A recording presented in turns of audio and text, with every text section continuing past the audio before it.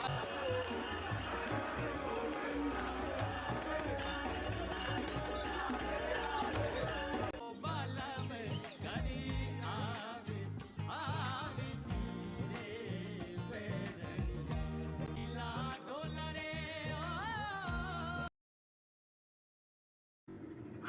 कृष्णा। गुड्डू की दुनिया में आप सभी का बहुत बहुत स्वागत है।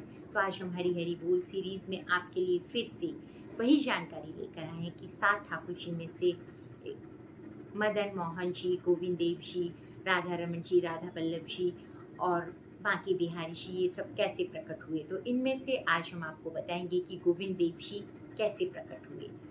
तो ये जानकारियाँ ग्रंथों से निकाली गई हैं। इन जानकारियों को आपको बताते वक्त अगर मुझसे कोई त्रुटि हो जाए, कोई गलती हो जाए तो मुझे क्षमा कर देना।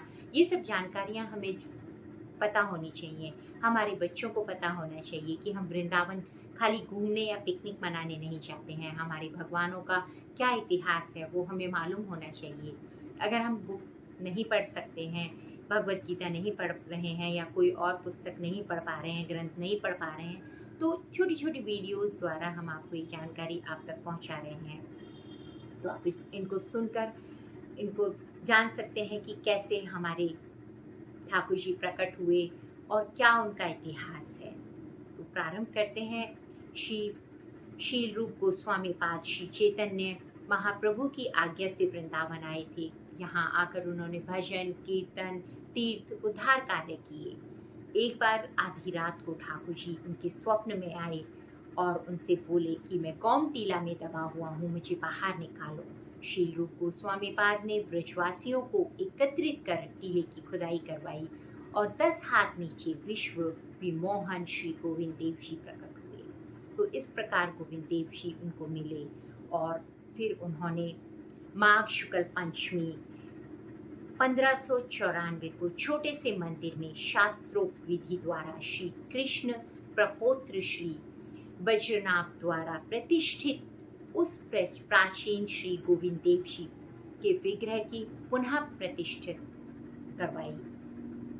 पूर्व काल में वृंदावन में उड़ीसा से लाई गई श्री राधा जी के विग्रह को पुनः उनके ही स्वप्न आदेश से श्री वृंदावन में लाकर गोविंद देव जी के साथ स्थापित किया गया।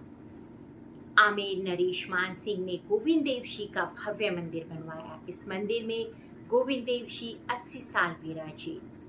औरंगजेब के शासनकाल से में ब्रज पर हुए हमले के समय श्री गोविंद देव जी राधा गोविंद जी ने उनके भक्त जयपुर से ले गए। तब से श्री राधा गोविंद देव जी जयपुर के राजकीय राजमहल में ही विराजमान है। तो ये हुई गोविंद देव जी की जानकारी।